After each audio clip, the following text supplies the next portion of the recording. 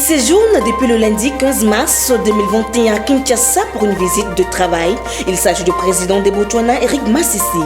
Bintou Keïta, la chef de la MONUSCO, a été reçue ce mardi par le président de la chambre basse du Parlement, Mbosso Koudia. Et puis la pluie abattue ce mardi sur l'ensemble de Kinshasa a laissé plusieurs dégâts matériels. Le cas de Pondjili qui est endommagé, les constats est fait par le gouverneur de la ville, Jotini Ngobila Mbaka, a resté branché. On se retrouve pour un nouveau journal. Madame, Messieurs, bienvenue dans cette grande édition sur la chaîne de l'éducation. Le président de Botswana, Eric Masisi, séjourne depuis ce lundi 15 mars 2021 à Kinshasa pour une visite de travail. Ce dernier a été accueilli à l'aéroport international de Ndjili par la ministre des Affaires étrangères, Marie Tumbanzinza. Ensuite, il a été reçu par son homologue, Félix-Antoine Tshisekedi Tshilombo. Reportage. La République démocratique du Congo et les Botswana entretiennent d'excellentes relations d'amitié et de coopération bilatérale qui se consolident davantage avec la visite du président Eric Mogwesi Masisi ce lundi 15 mars à Kinshasa. Le chef de l'État botswanais a été salué à sa descente d'avion à l'aéroport international de Ndjili par la ministre d'État en charge des Affaires étrangères, Marine Tumbanzinza. Au Palais de la Nation, il était 13h45 à l'arrivée du président du Botswana, Eric Mokwesi, en visite au travail en RDC. Le président de la République, Félix-Antoine Tshisekedi Tshilombo, a accueilli chaleureusement son homologue botswanais qui l'a convié après la traversée de la haie d'honneur, a salué quelques officiels présents à la rotonde du palais présidentiel. Le cérémonial d'accueil terminé, les deux chefs d'État se sont retirés pour un tête-à-tête de plus de 2 heures. Une occasion pour le chef de l'État botswanais de féliciter le président Félix-Antoine Tshisekedi Tshilombo pour sa brillante élection à la tête de l'Union africaine. La redynamisation et le renforcement de la coopération bilatérale entre Gaborone et Kinshasa étaient au centre de la rencontre, indique le président Mogwesi au sortir de cette entrevue. Nous allons bientôt instituer une commission mixte entre les deux pays. Nous avons parlé des problèmes de Covid, nous avons partagé nos expériences pour comment gérer cette crise, cette pandémie qui terrasse le monde. Et nous avons instruit nos ministres des Affaires étrangères des deux pays de se constituer en groupe de travail qui va nous amener à la signature de certains protocoles dans les jours à venir. Bien sûr, nous avons parlé également des problèmes de la SADC. La République démocratique du Congo a présenté un candidat brillant au poste de secrétaire exécutif. Le président nous a présenté ces candidats. Et les Botswana aussi, qui postulent pour le même poste, a mis un candidat très expérimenté. Et nous allons rester en contact. Nous allons travailler selon l'idéal de SADC. Nous allons continuer à discuter et surtout pour renforcer nos relations bilatérales. C'est dans 4 domaines que le Botswana va soutenir le président en tant que président de l'Union africaine. Le premier domaine, c'est dans son rôle de président, il peut avoir besoin d'un État pour engager les autres États membres. Et le Botswana se met prêt à contribuer chaque fois que le président aura besoin d'un interlocuteur ou de quelqu'un qu'il peut utiliser à travers les continents pour engager d'autres pays membres de l'Union africaine. Et ensuite, aussi dans le domaine des capital humain, nous allons contribuer, nous avons offert un support spécifique au président pour les renforcements des capacités. S'il en a besoin, le Botswana est prêt à l'accompagner au niveau du capital humain. Et aussi, et enfin, dans les domaines où le Botswana a un avantage compétitif, si le président pense que le Botswana peut jouer un rôle spécifique pour les soutenir, le Botswana est prêt à l'accompagner. Il y a aussi un 4e point que le président Masisi a mentionné, c'est au niveau des caucus légal dans l'instrument légal de SADC Donc Botswana étant un membre intégral de SADC, il va aussi mobiliser la SADC pour soutenir le président de la République dans son rôle de président de l'Union africaine.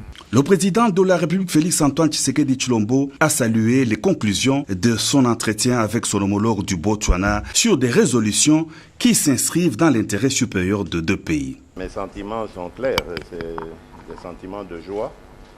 Très heureux de recevoir mon frère, le président Masisi, et surtout très heureux des conclusions de notre entretien. Des conclusions qui vont dans l'avantage de nos deux pays.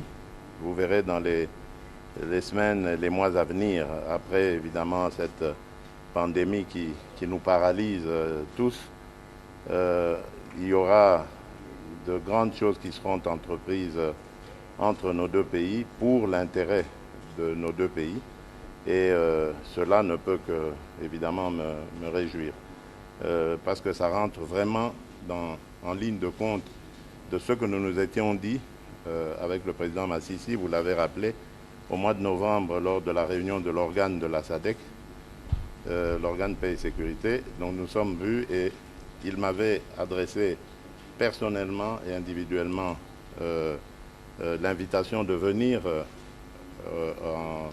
au Botswana pour voir comment est-ce que nous pouvons rapprocher nos deux pays dans plusieurs domaines. Et aujourd'hui, il est venu lui-même déjà pour entamer cela et encourager ce rapprochement. Et c'est ce qui va se faire, comme je l'ai dit, dans les mois à venir. Riche en ressources naturelles, le Botswana est le deuxième producteur mondial du diamant. Le pays regorge aussi d'autres minéraux, notamment le cuivre, le nickel, le carbonate de sodium, le charbon, le fer et l'argent. À l'Assemblée nationale, le président de la Chambre basse du Parlement, Christophe Mboussoukoudza, a reçu la chef de la MONUSCO, Bintou Keïta. Suivez-la. L'objectif, c'est que je viens d'arriver dans le pays et avec mes collaborateurs, nous avons pensé que c'était extrêmement important de venir féliciter l'honorable président de l'Assemblée nationale pour la rentrée parlementaire qui s'est passée hier. Et surtout, par rapport à des points bien précis du discours qui a été fait hier en relation avec les réformes législatives et notamment la nécessité de bien préparer les élections pour 2023. Et nous avons également parlé de l'importance de travailler de façon conjointe sur les défis qui se posent à l'est du Congo et en relation avec un partenariat à établir et une confiance à rétablir avec la population et les communautés, puisque une souffrance quotidienne de ceux qui voient chaque jour, et c'était très clair en regardant même le langage corporel de son honorable, qu'il y a une vraie souffrance et une tristesse à voir ouvrir les médias sociaux, les réseaux sociaux et aussi le téléphone ou même les journaux et de voir que chaque jour c'est à propos de morts de personnes violentées à l'est du Congo. Nous avons aussi parlé de l'importance de travailler sur l'environnement, puisque je ne le savais pas, donc je l'ai apprise lors de cet échange. Pour ce qui concerne le continent africain, 47% des forêts se trouvent en République démocratique du Congo, donc ayant une seconde place au niveau mondial après l'Amazonie. Et dans le même temps, parler de la nécessité de préserver l'environnement et de contribuer aux efforts mondiaux en ce qui concerne le changement climatique. Toujours au Parlement, où le président Christophe Mboussoukoudza a procédé à l'ouverture de la session de mars à l'Assemblée nationale. Ce dernier a lancé un appel aux responsables des confessions religieuses et de la société civile à désigner leurs représentants à la CENI. Suivez Mboussoukoudza. Honorables députés, chers collègues, après la laborieuse session extraordinaire de janvier dernier, vous avez eu droit à des vacances méritées. mais il n'est pas sans importance de rappeler que pendant la dite session extraordinaire, des mutations importantes sont apparues au sein de notre chambre législative et dont la plus marquante est la requalification de la majorité parlementaire qui a eu pour corollaire l'élection d'un nouveau bureau à l'Assemblée nationale.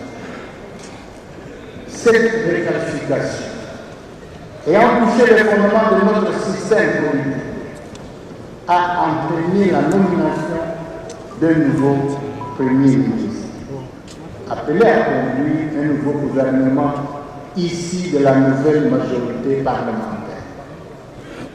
Honorables députés et chers collègues, pendant les vacances parlementaires, des événements porteurs d'espoir pour notre pays ont alimenté la vie politique, dont le plus important et historique est l'investiture et la prise de fonction de son Excellence Monsieur le Président de la République, chef de l'État, Félix Antoine Tshisekedi Tshilombo, à la présidence de l'Union africaine.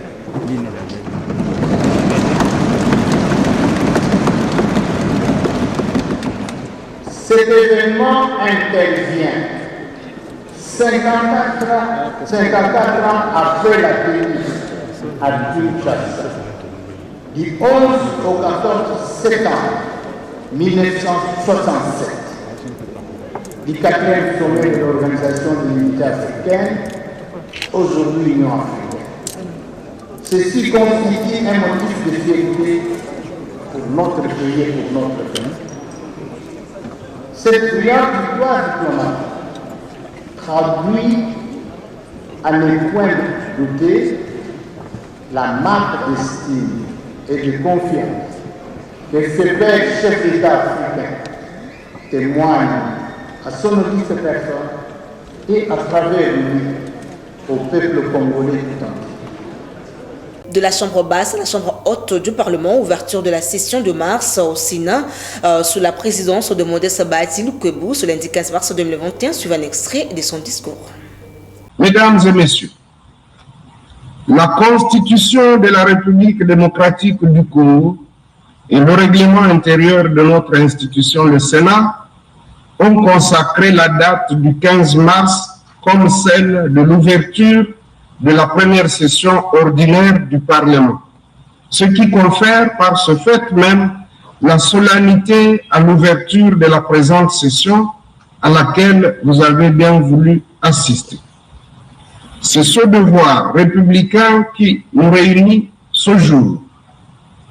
L'ouverture ce jour de la session ordinaire du Sénat intervient quelques jours après la clôture de la session extraordinaire qui a été du reste marquée par l'assiduité exemplaire des collègues sénateurs. Il va sans dire que les vacances parlementaires ont été perturbées et n'ont pu être suffisamment mises à profit par les honorables sénateurs. Au-delà de toutes ces contraintes liées aux exigences des textes qui nous régissent, et après un moment de répit très court, j'aimerais m'acquitter comme de coutume en pareille circonstance du devoir de souhaiter aux collègues sénateurs un bon retour à l'hémicycle. Mon vœu et ma prière sont que tout au long de cette session de mars, que nous soyons tous en bonne santé et en pleine forme pour accomplir notre devoir. Je formule les mêmes vœux pour toutes les grandes personnalités ici présentes. Honorables sénateurs, chers collègues, suite à l'appel lancé par son Excellence Monsieur Félix Antoine Tshisekedi Tshilombo, président de la République, chef de l'État, notre pays, la République démocratique du Congo, vient de s'engager résolument à instaurer la bonne gouvernance dans toutes les sphères étatiques et institutionnelles, marquées essentiellement par la rupture avec la mauvaise gestion du passé et la lutte contre les antivaleurs. Et puis, c'était en présence de la représentation de l'Union européenne en République démocratique du Congo, de la ministre sortante du genre famille, enfants, de la conseillère spéciale du chef de l'État à la jeunesse et violences basées sur le genre des personnes vivant avec handicap et tant d'autres que le mouvement Ekoki Inatosha a officiellement été lancé le lundi 15 mars 2021 par sa présidente Marie-Josée Foko. Ce groupe de pression qui compte rallier tout humain né d'une mère à la cause de la femme congolaise et clani tout haut et fort, ça suffit Ekoki Inatosha pour porter la cause de la femme congolaise devant la scène internationale. Témoin de l'événement, Clarisse Chibanda et Delphine Tundula. Fini l'insécurité, la souffrance, la guerre, les massacres, la violence faite à la femme à l'est de la République démocratique du Congo. C'est sur ces mots que la présidente Marie-Josée Ifoku a officiellement lancé le mouvement Ekoki. Une manifestation de grande envergure qui a coïncidé avec l'entrée parlementaire dans les deux chambres du Parlement le lundi 15 mars 2021 dans la commune de la Gombe. Profitant du début de cette session de mars au Sénat et à l'Assemblée nationale, la présidente de l'ASBEL Ekoki Inatosha vient saisir cette occasion pour s'adresser aux décideurs, aux autorités compétentes et à tout Congolais de bon cœur de s'unir à ces groupes de pression pour une lutte bien différente cette fois-ci, afin de mettre fin à ces tragédies écœurantes à l'est du pays. Voilà, d'abord nous sommes un groupe de pression. Ekoki Inatosha. Et ce que nous voulons faire, c'est conscientiser, sensibiliser tout le peuple congolais. Voici 25 ans que nous vivons ces atrocités, que nous suivons ça de loin, que des femmes se sont levées, se sont battues, comme on vient d'entendre Madame Julienne Losenge. La plupart d'entre nous ici ne la connaissent même pas. Prenant la parole, la ministre sortante du genre famille et enfants, Béatrice Lomea, a avec un cœur ouvert et sincère donné quelques pistes de solutions et plaidé pour le peuple congolais à l'Est. C'est à ce niveau que je voudrais faire des suggestions à votre mouvement, à notre mouvement, parce que ça nous concerne nous tous, les femmes et les hommes et l'ensemble de la population, parce que nous devons militer pour que la paix soit effective dans cette partie du pays. À son tour, la conseillère spéciale du chef de l'État à la jeunesse et violences basées sur le genre, Chantal Moulop, précise que le problème du gouvernement congolais, c'est le manque de moyens suffisants pour accompagner les actions de femmes congolaises. Pourquoi les femmes sont oubliées? C'est là tout simplement parce que le gouvernement ne met pas assez d'argent, pas assez de financement pour notre cause. Nous devons nous battre tous les jours. Et pourtant, tous les instruments juridiques pour les droits des femmes, que ce soit international ou national, sont là et doivent tout simplement se mettre en pratique. Notre problème, c'est tout simple. C'est nous les femmes. Soyons plus solidaires. Travaillons en collaboration. Travaillons ensemble. Oublions nos positionnements, nos combats de leadership. Soyons les femmes qui se battent pour les femmes.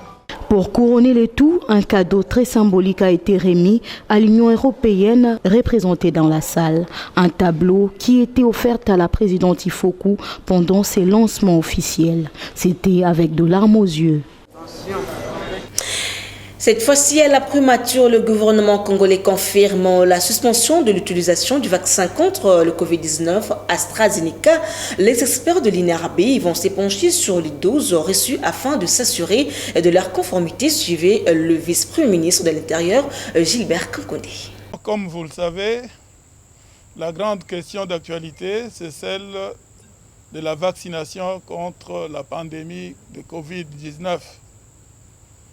Il est évident que cette pandémie existe bel et bien et que le monde entier s'est mobilisé pour chercher des solutions curatives et préventives contre cette pandémie. Et il a été mis au point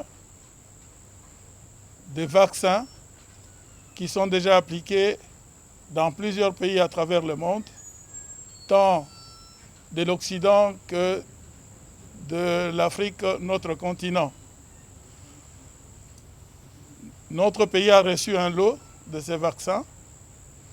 Étant donné des informations qui nous sont parvenues à ce stade sur certaines sur certains incidents qui sont arrivés dans certains pays qui ont décidé de suspendre l'administration des vaccins.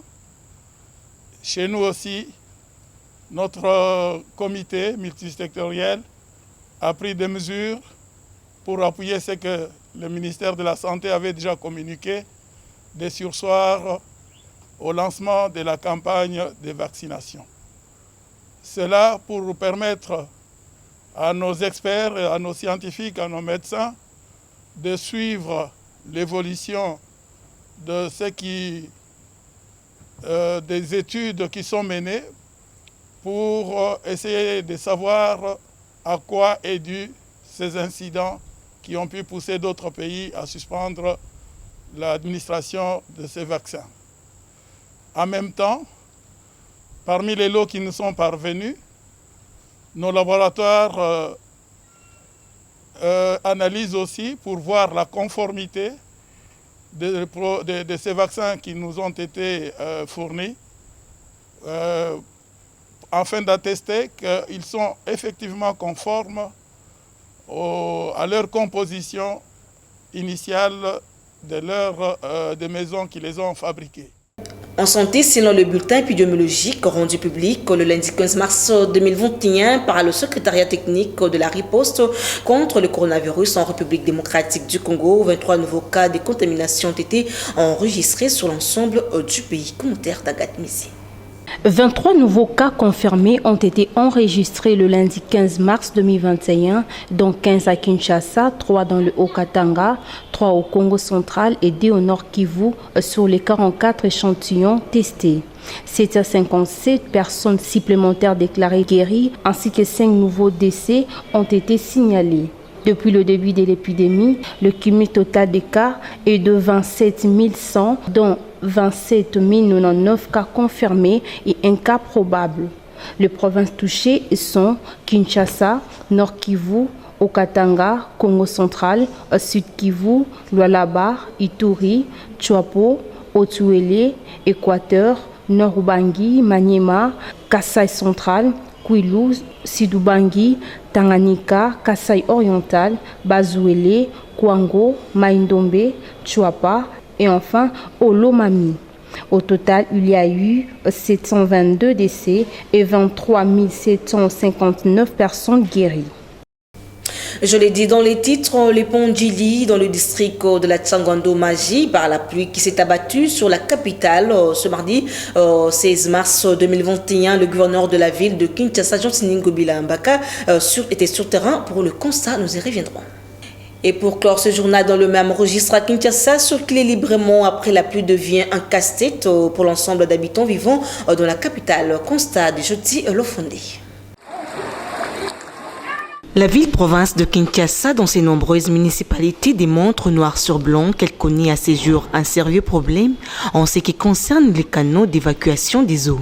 Conséquence, à chaque pluie, les avenues et quelques grandes artères de la capitale s'inondent et limitent la circulation des automobilistes ainsi que celle de piétons.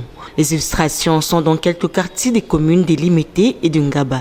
Dans ce coin de Kinshasa, les habitants des parcelles, les avenues sont débordées par des eaux de pluie.